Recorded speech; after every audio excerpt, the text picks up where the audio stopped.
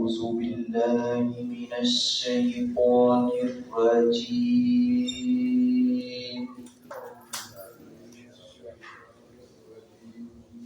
بسم الله الرحمن الرحيم.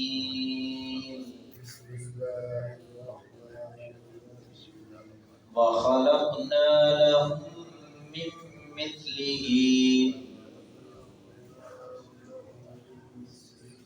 ما يركبون وإن نشأ نغرقهم فلا صريخ لهم ولا هم ينقذون إلا رحمة منا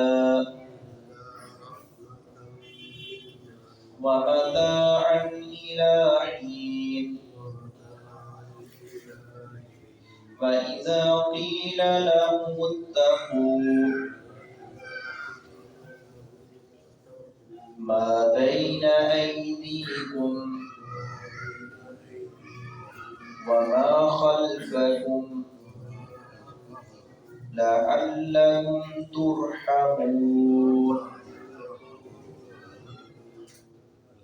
خالق کائنات نے اپنی آیات بینات اور واضح نشانیاں جو ہیں ان کا تذکرہ کیا ہے. اسی تذکرے کا تسلسل اسی سورت یاسین کے اندر اللہ رب العزت نے مختلف چیزوں کا تذکرہ کرتے کرتے بات پہنچی تھی کشتی کے حوالہ سے کہ کشتی یہ اللہ رب العزت کے حکم سے اللہ نے اپنے حکم سے اس کو مسخر کیا ہے، ہمارے تابع کیا ہے. اور اگر اللہ رب العزت اس کو مسخر نہ کرے، اس کو ہمارے تابع نہ کرے تو ہم ہچکولے کھائیں اور ڈوب جائیں. لیکن یہ اللہ رب العزت کا فضل ہے. یہ بحری جہاز، یہ ہوائی جہاز، یہ صحرائی جہاز جسے اونٹ کہا جاتا ہے، اور اسی طرح یہ کشتی جو ہے کئی ایک ریلیں ہیں، گاڑیاں ہیں، کئی ایک اللہ رب العزت نے نقل و حمل کے لیے، درآمدات اور برآمدات کے لیے، انسان کی سہولت اور مختلف ملکوں کا سفر کرنے کے لیے یہ اللہ رب العزت نے ہمیں اتنی نعمتوں سے نوازا ہے. اگر یہ کشتی جو ہے یہ اس کا بیلنس ٹھیک نہ ہو تو پھر کشتی چھوٹے کھانے لگتی ہے. تو اللہ رب العزت نے انسان کو عقل فہم سے نوازا ہے. اللہ رب العزت نے تذکرہ کیا ہے، فرمایا کہ اس کو اگر ہم اپنا چھوڑ دیں، ہماری اگر منشا اور چاہت نہ ہو اس میں تو پھر یہ ایسے ڈوب جائے اور پھر وہ بچانے والا نہ ہو. آپ نے سن رکھا ہے، آپ جانتے ہیں کہ آئرلینڈ کی کمپنی نے ایک جہاز بنایا تھا 11 منزلہ، تاریخ بتاتی ہے، جسے ٹائٹینک کے نام سے یاد کیا جاتا ہے. اور اس میں اپنا اس کی لمبائی اور اونچائی جو ہے وہ اچھی خاصی تھی، اور اس پہ 11 سال لگے کہتے بننے. 11 منزلہ تھا اور 3 سال لگے بننے کے لیے. لیکن جب ڈوبنے پہ آیا تو وہ بھی ڈوب گیا اور وہ 3000 مسافر جو تھے وہ جاں بحق ہو گئے تھے. تو ایسے کئی ایک واقعات ابھی سننے کو مل جاتے ہیں. اللہ رب العزت سب کی حفاظت فرمائے. تو یہ کشتیاں ہیں، اس میں اللہ رب العزت نے ہماری اللہ رب العزت نے اپنی معرفت کے لیے یہ ہمیں یہ چیزیں دی ہیں کہ دیکھو وہ ذات کوئی ہے. اب کشتی بظاہر انسان بناتا ہے لیکن اس کے پیچھے منشا اور چاہت کس کی ہوتی ہے؟ رب رحمان کی ہوتی ہے. اس کے پیچھے یہ سمجھ بوجھ عطا کرنے والی ذات اللہ کی ذات ہے. اگر انسان کو اللہ رب العزت یہ سمجھ بوجھ نہ دے تو انسان کیا کر سکتا ہے؟ انسان کچھ بھی نہیں کر سکتا. حضرت نوح علیہ السلام کا اللہ رب العزت نے تذکرہ کیا نا، انہوں نے کشتی بنائی وَاصْنَعِ الْفُلْكَ بِأَعْيُنِنَا وَوَحْيِنَا، کہ حضرت اپنا نوح علیہ السلام نے کشتی بنائی ہے. ہمارے اپنا نوح علیہ السلام کو کہا کہ کشتی بناؤ. کیا الفاظ ہیں؟ وَاصْنَعِ الْفُلْكَ بِأَعْيُنِنَا وَوَحْيِنَا. اللہ رب العزت نے فرمایا کہ ہماری آنکھوں کے سامنے اور ہماری وَوَحْيِنَا، ہماری وحی کے مطابق کشتی بنا.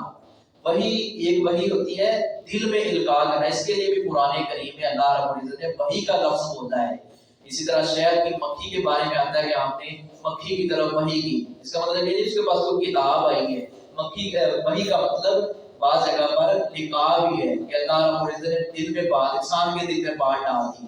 فرمایا کہ ہماری وحی اور ہماری اپنا آنکھوں کے سامنے کشتی بنا، ہمارے حکم سے اللہ رب العزت نے فرمایا کہ یہ کشتی بنی ہے، تو یہ سب کچھ اللہ رب العزت کا کمال ہے۔ اللہ رب العزت نہ چاہے تو کچھ بھی نہیں ہو سکتا۔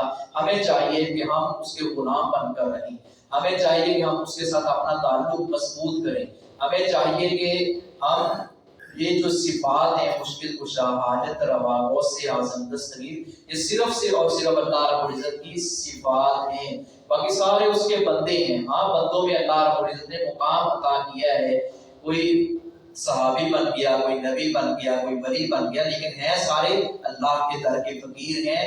جب بھی مانگنا ہے اللہ رب العزت سے مانگنا ہے۔ جب اللہ کا ولی دنیا سے چلا جائے پھر یہ نہیں کہ اس کے درگاہ پر جا کر سجدے، اس کے نام کی نظر و نیاز نہیں، جب تک وہ دنیا میں زندہ و جاوید ہے اس سے دعا کرمائیں، اس کی خدمت کریں، اور ولیوں کے قدموں کے نیچے آنے والی افاق جب ہماری آنکھوں کا سرما ہے تو بات دور نہ چلی جائے، یہ سب کچھ اللہ رب العزت کے کنٹرول میں ہے، اس کا کوئی شریک نہیں ہے۔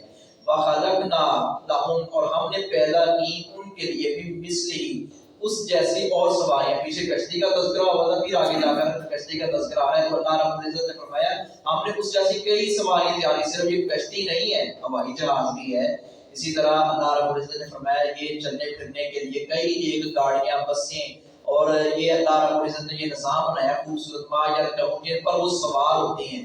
بلکہ غالباً سورۃ النحل کے اندر اللہ رب العزت نے تذکرہ کیا والخیل والبغال والحمیر لترکبوها، یہ گدھے، یہ خچر، یہ گھوڑے اور یہ اونٹ، یہ ساری چیزوں کا اللہ رب العزت نے تذکرہ کیا، اور فرمایا اینڈ پہ یہ ایسی چیزیں، ایسی ایجادات ہیں انسان دنگ رہ جائے گا۔ اور ہمیں راحت ہوتی ہے ٹیکنالوجی کا، اور یہ جدید ترین دور ہے، یہ سب کچھ اللہ رب العزت کی توفیق سے ہوتا ہے، انسان کا اپنا کوئی کمال نہیں ہے۔ بھائی نشا، اور اگر ہم چاہیں تو ہم غرق کر دیں ان کو، اس کشتی کو، اس بحری جہاز کو ہم چاہیں تو غرق کر دیں، فلا صریف لہم، پھر کوئی نہیں ہوگا فریاد رس ان کے لیے، پھر ان کو بچانے والا کوئی نہیں ہوگا۔ مشرکین مکہ کیا کرتے تھے؟